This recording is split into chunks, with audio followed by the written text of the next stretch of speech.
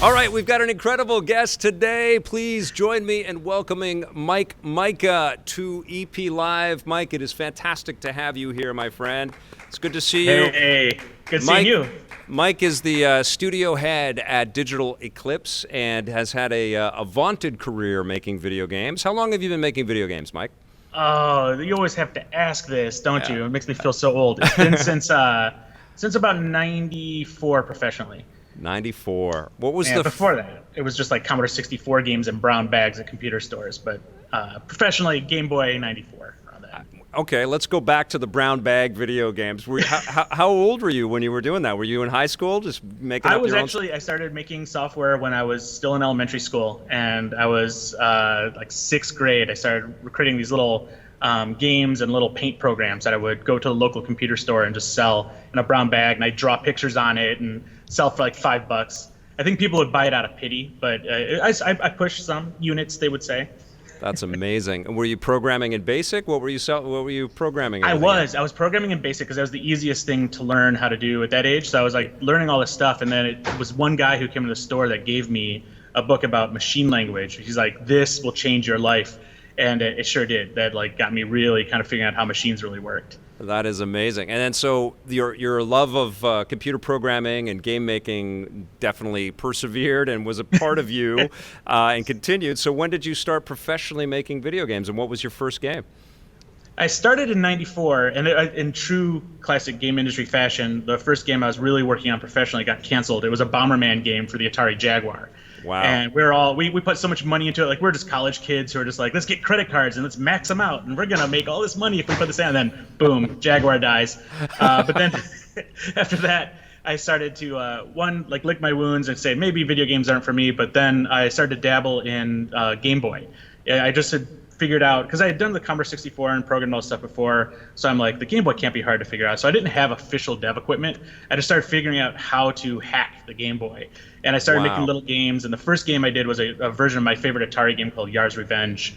And I made that for the Game Boy, and a company called Telegames out in Texas picked it up. And so that was my first real published game.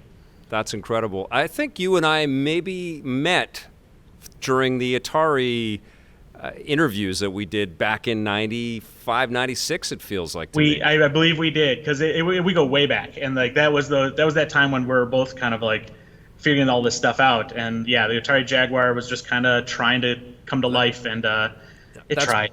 That's blowing my mind. And then, of course, I would run into all kinds of things. But I think we met with Jerry Jessup and some of the ex-Atari guys. Yeah. Dan Van Eldren, a bunch of everybody was getting together. And you knew all those guys because you were already starting to work on stuff with them. Exactly. And I was out in Michigan working on all this stuff for them remotely. So I didn't see all the turmoil going on. I was just kind of like, I'm happy to be making games. So it's good times. Did you grow up in the Bay Area? No, I grew up around Detroit, actually, Detroit, Michigan. So moved out in '97 to the Bay Area. Okay. That's the two locations I've basically lived in, Bay Area and Michigan.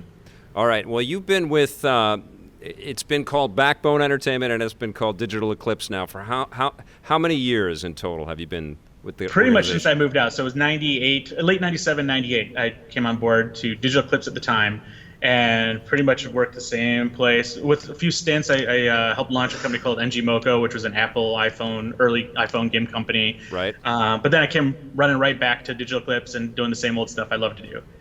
That is awesome. And how describe what Digital Eclipse is all about. Like, what is the company's kind of mantra, and what is the philosophy corporately for you guys? Oh, absolutely. Like we had decided even early on, even way back in those early days, that there was nothing like the Criterion Collection that was on DVD. There was the series of movies that would be released where they had documentaries and background information and all this like great materials collected to come along on the DVD with the movie in its best form. We want to do the same thing for video games. So our goal was to make sure that these games were preserved for future generations and playable as closely to the experience that the games originally had. So if it was an arcade game with a trackball, we'd do whatever it would take to make that game feel like you're playing that same game. Even though you might not have a trackball, how do you make it feel like you're playing it with a trackball, that sort of thing? Or we'd work with somebody to create a trackball to come along with a game or do that sort of thing. But also, we'd interview all the original creators and find any sort of documents, materials we could find. It's almost like an archaeological dig. We go out looking for everything we can find to include with these games. Now, when Digital Eclipse started to do that work, it was a different business than it is now. And I'm curious how the company sort of received you guys and your desires to kind of remake the game. Was it a harmonious thing, or did people just sort of go, who needs that stuff? We're on this now.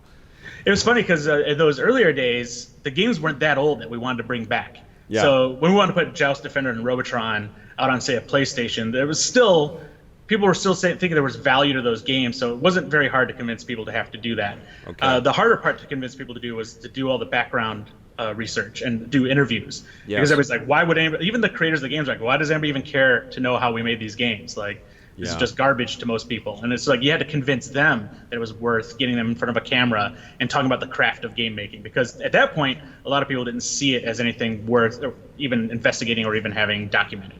You're talking about my life, man. I know. That's what it's been about. I know developers are not always eager to talk about their work. They really aren't, and they don't see the value in it as much. Because like, there's a lot of times where it's like they don't even want to think about it anymore because it was really hard work, or it was a really troubling time because like you're working so hard. That's changing now, but those early days, people were just kind of like, move on, like you were saying, move on to the next greatest thing, keep pushing forward. Technology's moving really quick. I don't want to think about the old stuff anymore. Well, it feels like there is a lot of change in the thinking around that. There's I've certainly noticed it with the products like the analog Super NT and the Mega SG, and the cartridge sort of scene on eBay and Craigslist and all that stuff. Have you noticed that the appetite for retro it's not going away? It's just getting larger and larger.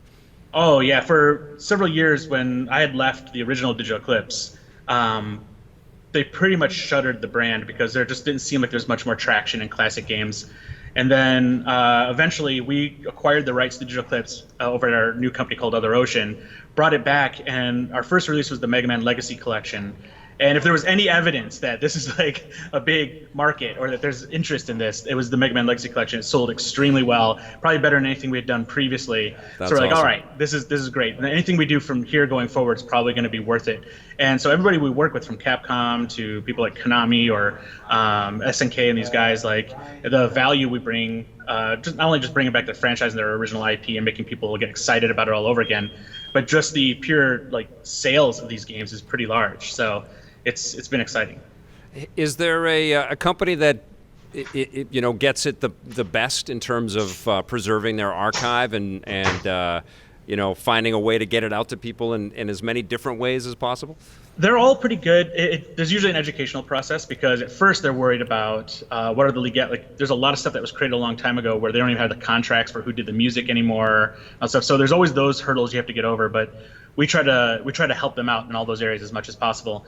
But I'd say like most recently it's been SNK because they pretty much go out of their way to make sure that any of that old material, any of the old rights and stuff should get sorted out because they just had their 40th anniversary and they realized they didn't have hardly any of these materials anymore.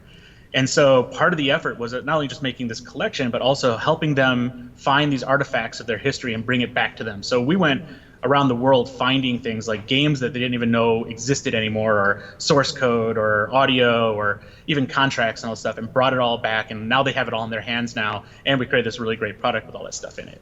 That is amazing. You must have met some of your heroes along the way putting this stuff together. Oh, absolutely. I'm working on a project now I can't even announce, but it was really great too. It was almost like getting the band back together, all these old friends.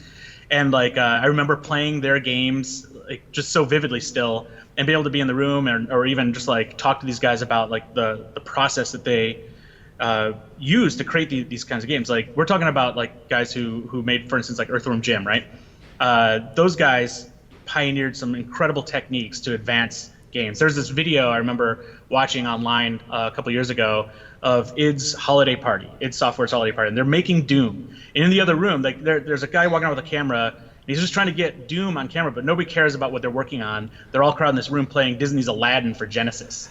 And they're like, oh my God, look at this. It's those kind of moments and those kind of like, I guess like kind of like moments in game history that I'm really interested in investigating and finding out like how much of an impact was that? What did that inspire in other game makers? And we go back to games like Karateka, for instance, for Jordan Mechner. We're talking to him about doing some stuff. Yeah. And he's kept all his old materials, and his game was so pivotal to people. It was a cinematic game for the first time using rotoscope animation and all stuff. So I love all that.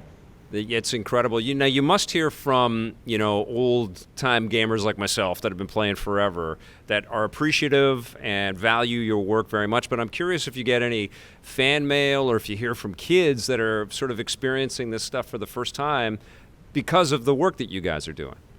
We do. And the funniest ones for me are the ones where kids will want us to explain how these games fit in the lore of the world they understand, like Sonic, for instance, or Mega Man, where they're just like, wait, how does this fit into the whole universe of Mega Man? And they have all these 5 pages of questions, and it's like it doesn't. This is just the first few games.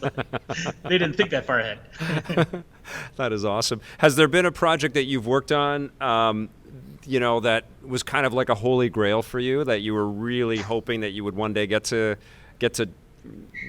work on and connect with the original developers, and you brought it back out there? Oh, there's a few of those. The SNK 40th collection was exciting for me because a lot of those old arcade games are some of the earliest memories I have. I just remembered loving. I would go to my grandparents' house in Tennessee in the summers, and there was just this laundromat that had Vanguard.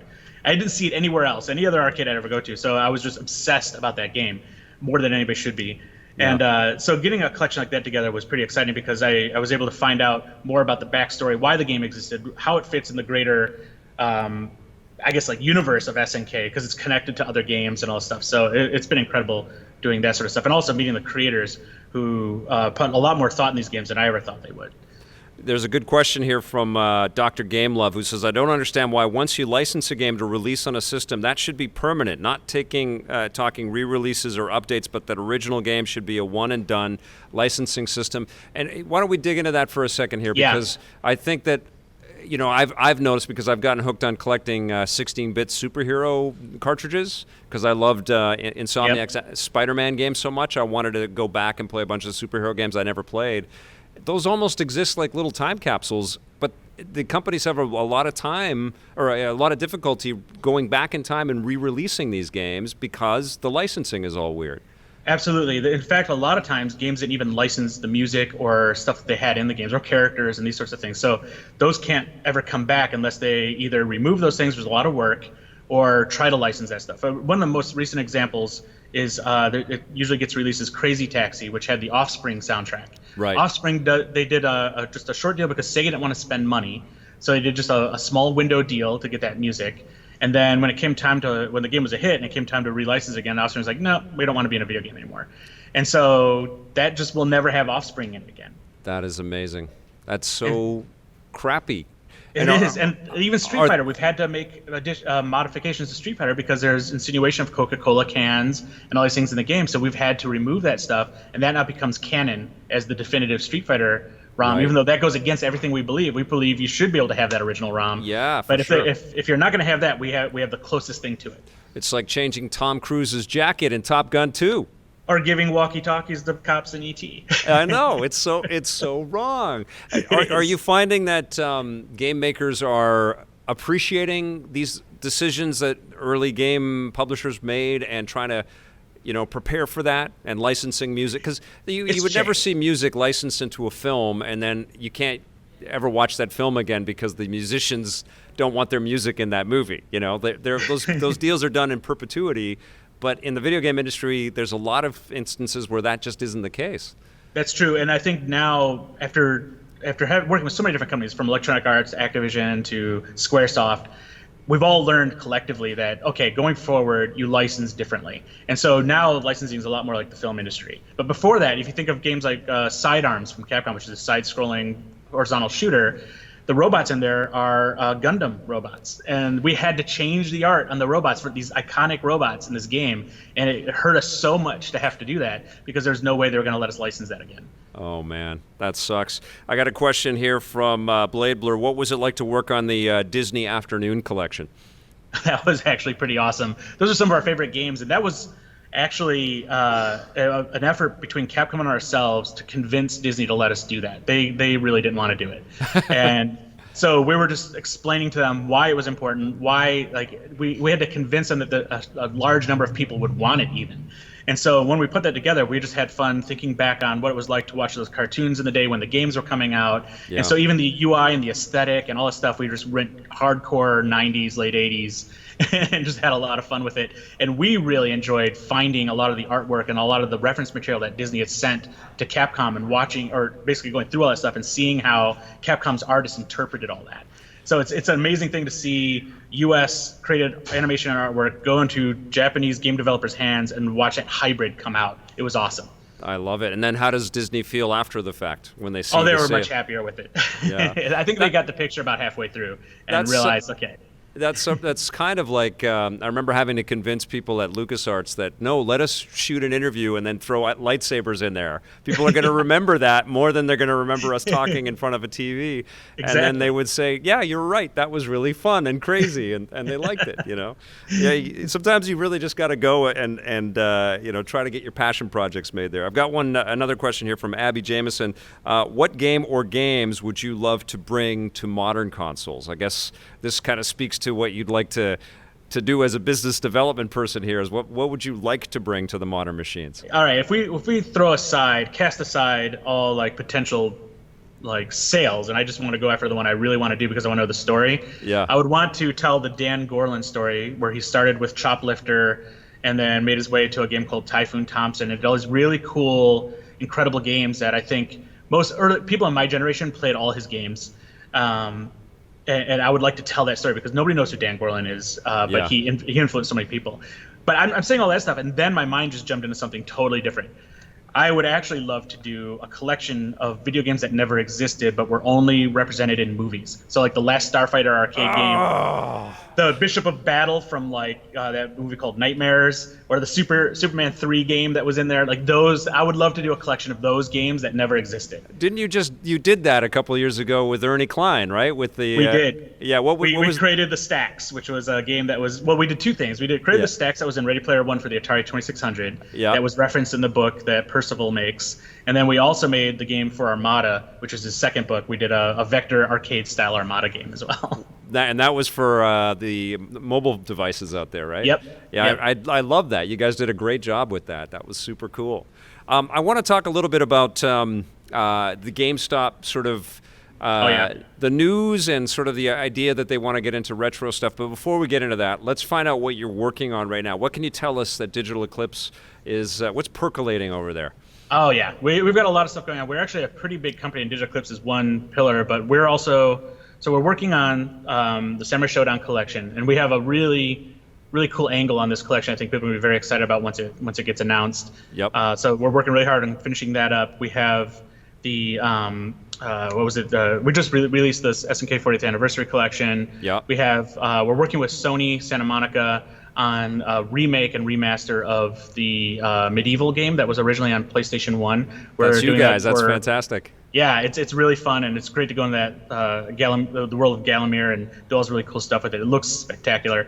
We're doing that, and then we also have a few other things we've been doing on the side. We have this thing called Project Tankball, which you can play on Mixer. So if you go to www.mixer.com/otherocean, you can take control of real live robotic tanks in our studio and play a game of soccer. And anybody around the world can get in. It could be on PC, Xbox, or mobile, and play with these robots. So we're doing that. And we also did this arcade game called Star Lords, which is a spiritual sequel to Warlords that we just had at the California Extreme Show, in which lets 6 people gather around this big sci-fi device that looks like a TARDIS and play this like crazy 6-player Warlords in space. Oh my God, that sounds incredible. That's awesome. And you made that as an arcade game, the Star Lords game? We made that as an arcade game, and now we're looking at, like, we get ahead of ourselves. We make the arcade game, they're like, okay, now how do we produce this for people? Because we've already got people putting in orders without even any sense or concept of how we'd fulfill it. Yeah. So we'll figure that out as we go. Are people asking you guys to make cartridges and to bring some of your work to consoles like the analog, Mega SG and the new Poly Mega that's coming out there? And are you guys working with Intellivision?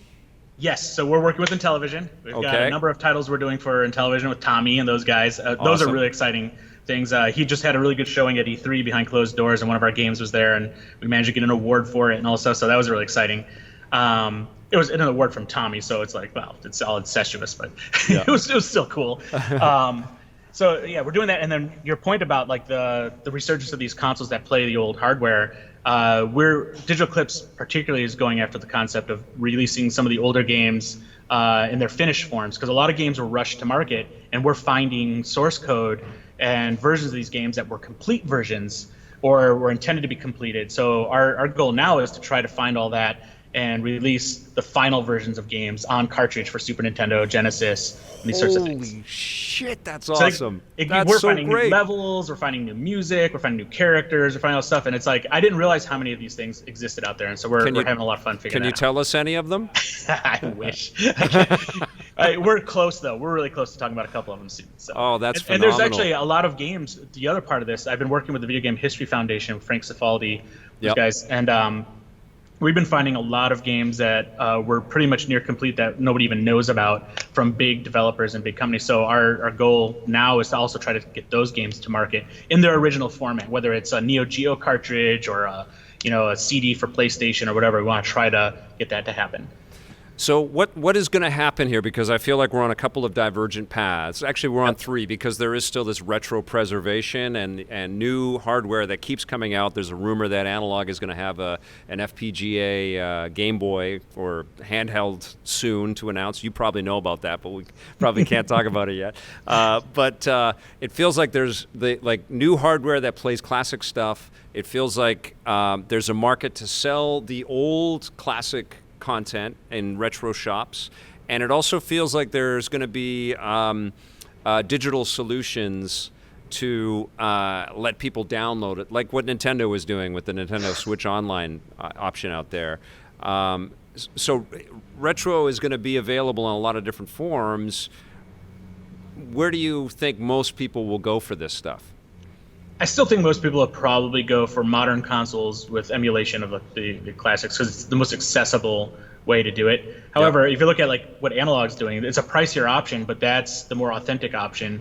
And then with what GameStop's been talking about, I think that's got a few complications, because those older platforms do not work very well with modern televisions and that sort of thing. And the controls are really old. No matter how well you fix them, they're dated, they're hard for people to understand and use. So I think there's still probably, as much as I hate to admit it, there's the leading market is still going to be emulation on modern consoles and platforms. Why do you think companies like Nintendo, which were champions of the cartridge? I even posted a video from one of our early segments with Ken Lobb talking about why cartridges for the Nintendo 64. So they were champions of the cartridge, which kind of is like a permanent storage solution in a lot of ways, right? It's an incredible instant storage solution. Why doesn't Nintendo release, even put slots in the Switch that let you play Game Boy games or 3DS games or something? Why don't they give you new hardware that accesses their old libraries? It really comes on the path of least resistance, because that's an expensive component to put on that. You'd end up spending $100 more to have that on there, believe it or not. And it's just like, if it were back in the day, it would be a lot cheaper. But now to make that kind of hardware again, or even that interface for that cartridge, just costs too much, because nobody does that anymore. So that's really where it is. The tooling for all that's crazy. Just like games that work, those older games work best on CRTs, but you're never going to really be able to get a CRT for a great price anymore if you want a new one, because they don't make them anymore. So that stuff's just all kind of gone too. And what a lot of people don't understand is, like, to play these older systems properly, you need to play them on a CRT, because modern screens have lag, latency, and all these things. It's not going to feel right or look right. Right. And that's why the analog systems cost as much as they do. Have you played around with the Polymega machine at all? Yeah, I've talked to those guys quite a bit. It's a really cool idea. And it's not FPGA, but for most people, I don't think that really matters. I think what's really going to matter to them is that they have the right feel and the delivery mechanism, being able to put like PlayStation discs in and play those directly. That's a modern way to do that. That's really awesome. You don't just play classic games, though, and you don't just want to make classic games. You guys have aspirations to do all kinds of other things out there. What's kind of in the modern world that you're a big fan of? You know what? I really like. I'm still a sucker for small. I think. While I look forward. I look forward in a weird way, where I'm kind of looking back at the retro games of yesteryear, because we did a game a few years ago called iDarb, which was this crazy kind of like crowdsourced design game. We just announced iDarb 2, which I'm super excited to be working on, because for me, we get to embrace some of the new technologies come out with the next gen consoles, and also have to do a really small arcadey game, but in ways that you could never do it before. Whether it's how people connect and watch and play, or the kind of interface that is going to be available on the next gen consoles, that's all going to come into play for the next game. That's awesome. I got a question here from Ty Fish, who says, do publishers and classic devs see all the appeal to retro and the huge burgeoning interest in it all? Do they watch how the market is trending? That's a great question, because it feels sometimes that they don't really care about that. They're looking at their quarters, and it feels like the business is always like very forward thinking and forward looking. It's a technology industry, so everything's forward thinking. So it's really hard for a publisher or a developer, even like ourselves, to find data on classic games that matters. Because you can spend money and get data on all the modern games out there, but that doesn't help you make a decision on what games from 10 years ago are worth bringing back out. So we have to go and find old sales reports. We have to go get an idea of like how much coverage it had online. If you just do a Google search and see the sheer number of references to a game, that gives you a really good idea. But none of that's scientific. And a lot of modern companies try to do a more scientific approach to greenlighting a game or a classic game collection. So it's been really challenging. So what we have to do is we go in there and we do the whole dog and pony show to sell them on like why this works, and give them case studies where it's like, we did a Street Fighter collection and it did extremely well, and here's the numbers it did. That could be you, and that kind of stuff. That's more or less the efforts we have to go out there and do. Blair Farrell's got a good question here saying, can you ever envision a consumer retro console where you could digitally share games with friends? That sounds... I love that idea, because the thing is, a lot of those older games are meant to be played together with your friends, and the realities of a modern world are you've moved away and you want to be able to play these games together still. So if there was a classic style console, or like what Nintendo's doing with adding multiplayer to their games, but even more than that is to let you feel like you're in the same room and talk to each other and see each other while you're playing these games, would be awesome. Whether it's VR or something like that would be incredible. That is a great idea, Blair. What classic game do you go back to that you play all the time that's your favorite? I go back to Galaga. It was a 1981, I believe, Namco shooter. It was just this game that was always around when I was younger, and I would play it, and I got really good at it. I got to the point to where the score would just stop moving up, and I would just keep playing until somebody took me off. I skipped 2 college exams in a row because I was getting a high score. My best friend, who had the same classes with me, was with me at the student center. I'm playing Galaga, and I'm like, we have like 2 minutes to get to class. Should I just stop? And he's like, no, keep going. I'm like, well, you should go. And he's like, no, I'm here to make history. So it was like, we just kept going, and I just like breezed all the way through it. And I told my professors the next day, I'm just like, I was getting the high score on Galaga, and they thought I was lying, but I'm like, no, I was. Like, sorry, can I take the test? Did you walk them to the arcade and show them your initials? I told them to. They didn't go. That is hilarious. Hey, Alex Wright says, all the best, loving the EPN hoodie. Thank you so much, Alex. You rock, man. It was great to see you. Try not to...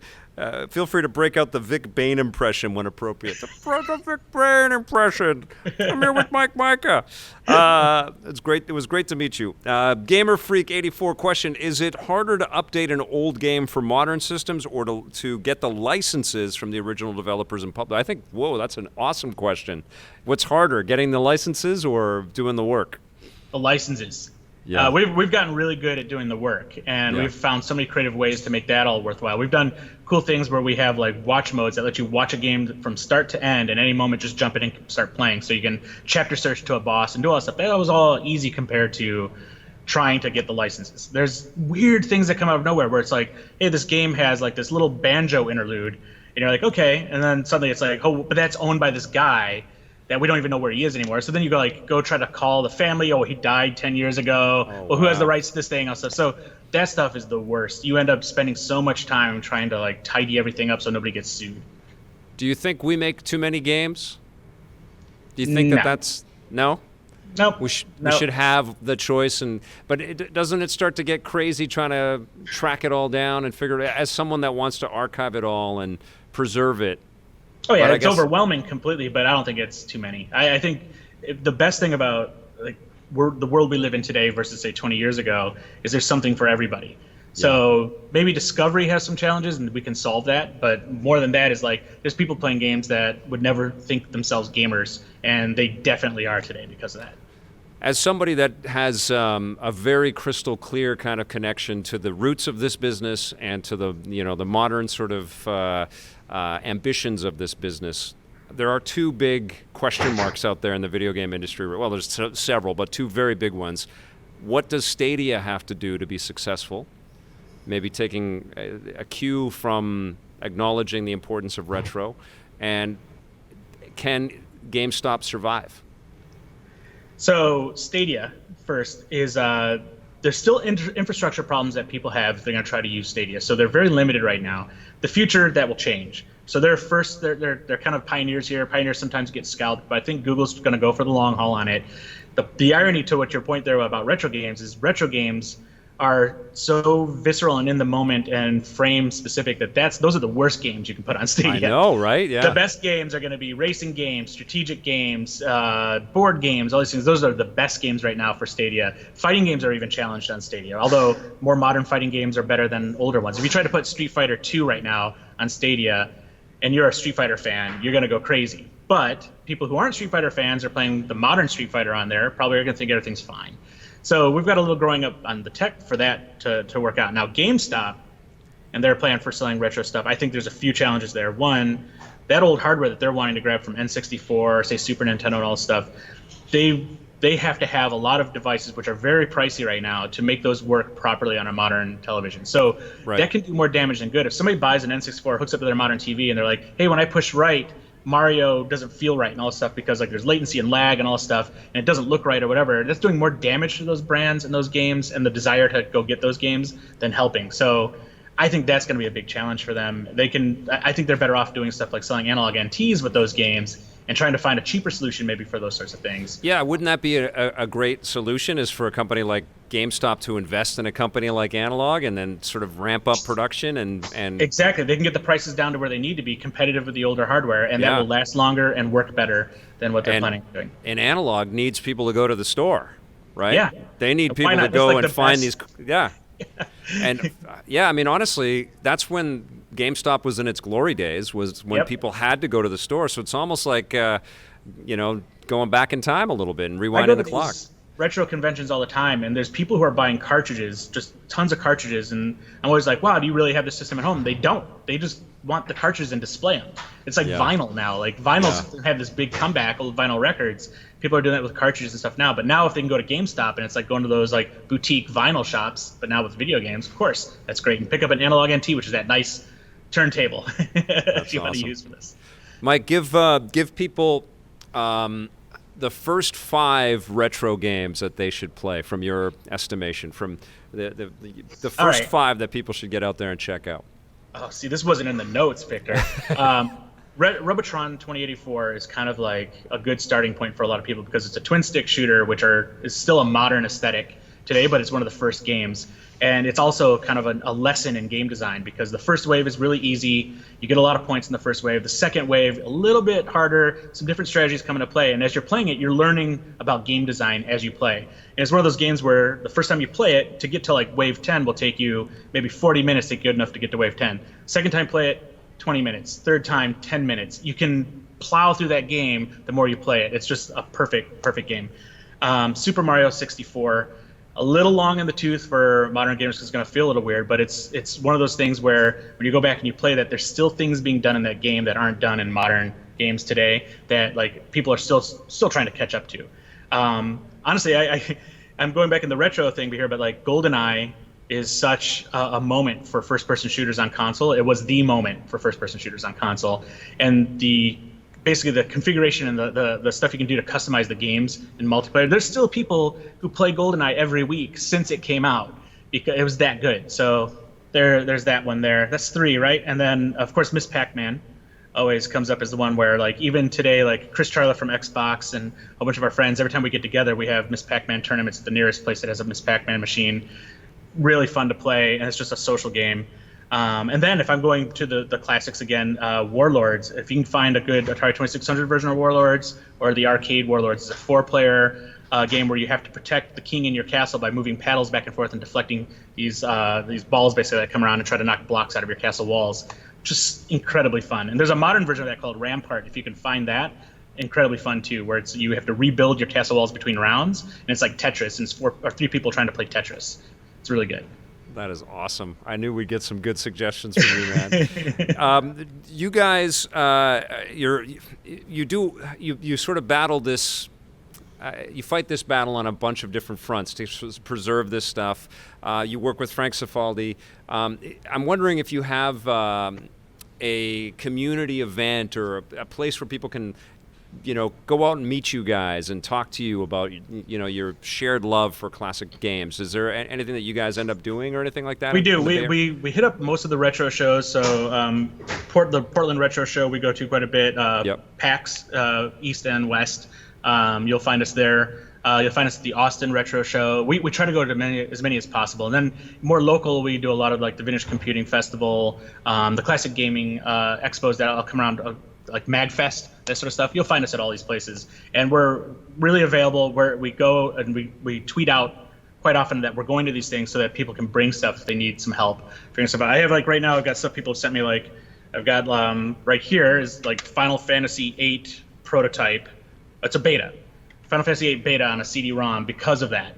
And so you can come to us. We'll help you back this stuff up. We'll give you digital files of what you have, help you figure out the best way to give this to what services are out there. Like the Strong Museum is a really good recommendation. The Video Game History Museum in Frisco. All these guys they specialize in all different things, and what you have probably would be best fit and belong to one of those places. You're doing God's work, man. I'm so happy you guys are taking care of all that stuff. It's very important. I share that love for the classic days. Do. And it's always an honor to have you on the show, my friend. Oh, I love being on this. It's great. And it's good seeing you. Good to see you, too. Hopefully we'll be going out for coffee or beers sometime soon in San Francisco. Oh, yes, absolutely. And if you're going to be at PAX, I'll be up there in Seattle soon. So. Okay, well, expect a ping from me to be on the show again soon, okay, pal? Awesome. Thanks, Mike. Victor. All right, Mike Mika from Digital Eclipse, everybody.